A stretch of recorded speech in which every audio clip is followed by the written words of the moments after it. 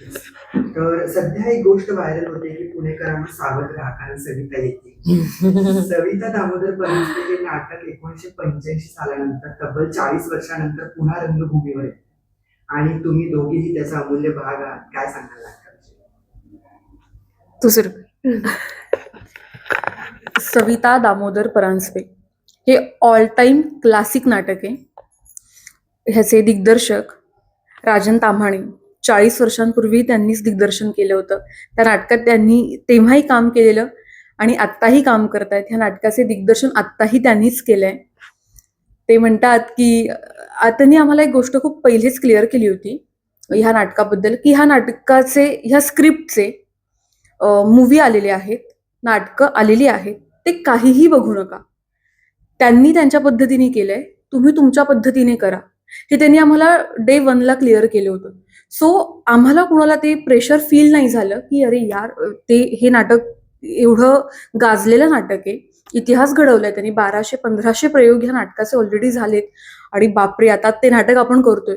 ह्या गोष्टीचं pressure feel न व्हायचं कारण हे एकमेव आहे जे काकांनी आम्हाला आधी सांगितलं. आणि ऑल टाइम क्लासिक आहेच. आत्ताही ह्या नाटकाला प्रचंड प्रतिसाद मिळतोय.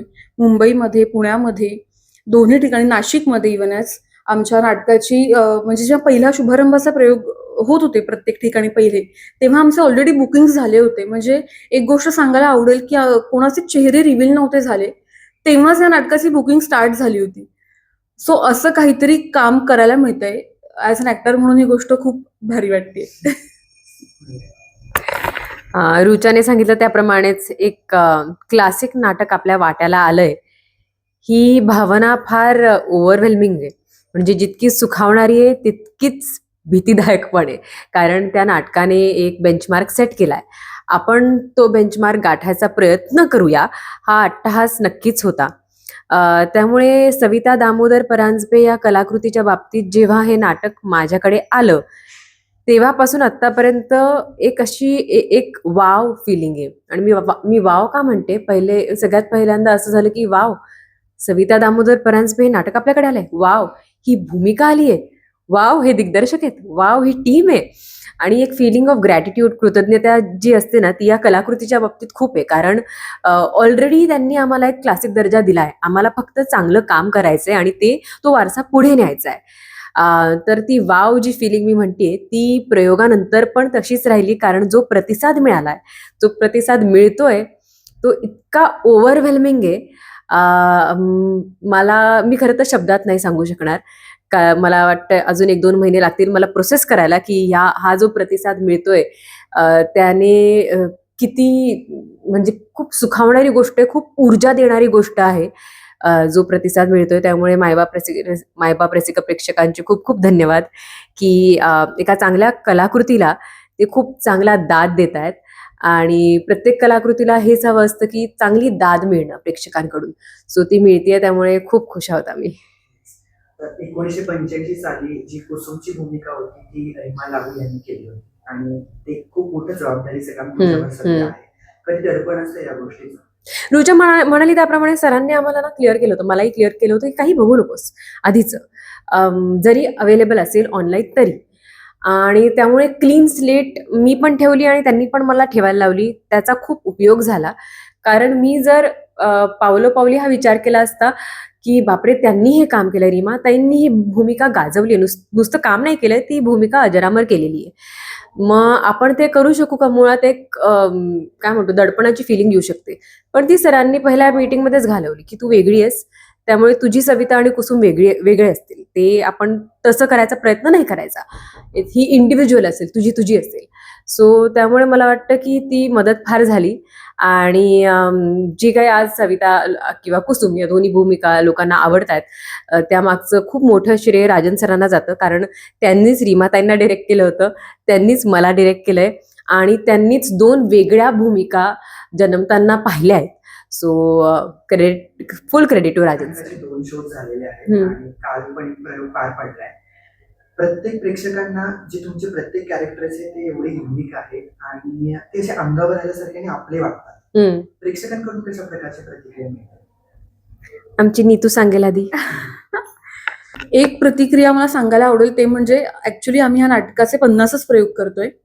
पण ऑलमोस्ट बरेच प्रेक्षकांचं हे म्हणणं आहे की तुम्ही 50 नाही 500 तरी करा. ह्या आधी नाटकाचे 1500 झालेत. ऍटलिस्ट तुम्ही आता 500 प्रयोग करा. ही कमेंट आम्हाला सुखावणारी आहे. कारण की आम्ही जो विचार करतोय त्याच्या पुढे प्रेक्षक ऑलरेडी पुढे जाऊन विचार करतात. ही कमेंट खूप आवडते ऐकायला.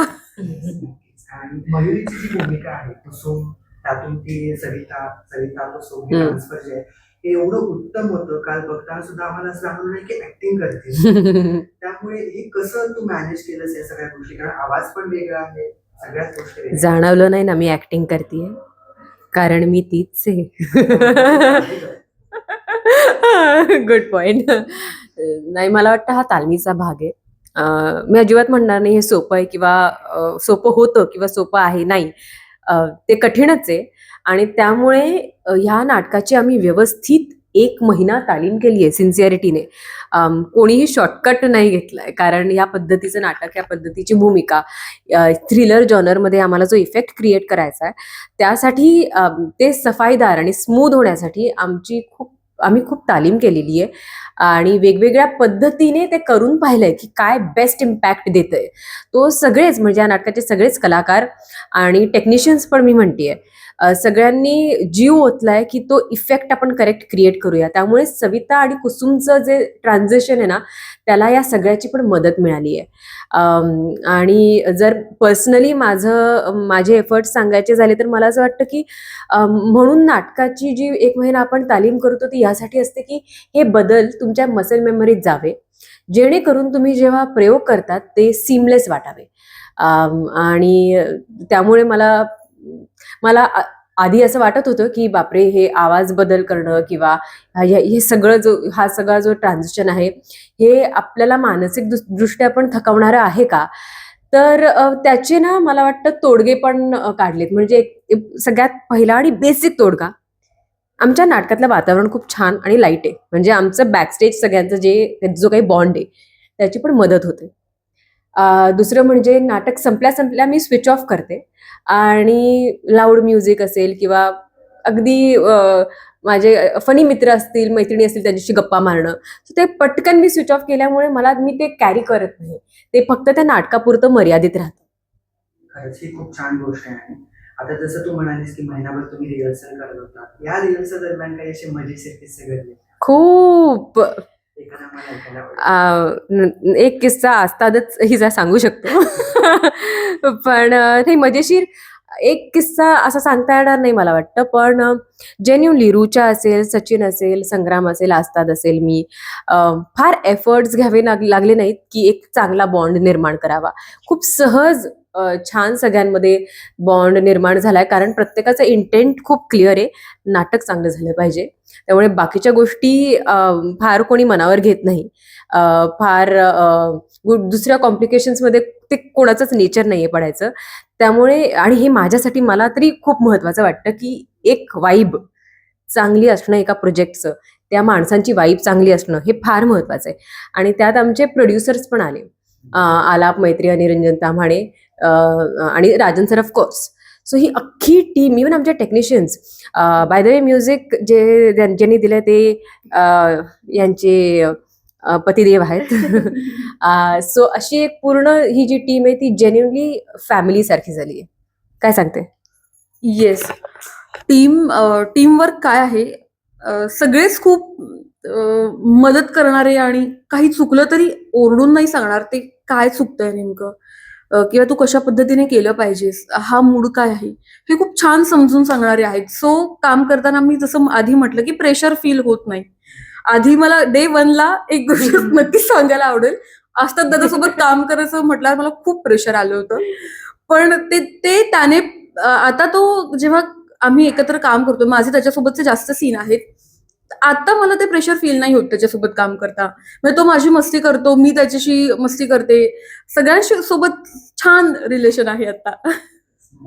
आणि आज 13वा प्रयोग पार पडतोय, असे पुढे 13,000 प्रयोग, काउंटलेस प्रयोग पार पडले. जसं रुचा मगाशी म्हणाली की 50 प्रयोग का करताय, हे माझं पर्सनल मत आहे की खरंच का करताय.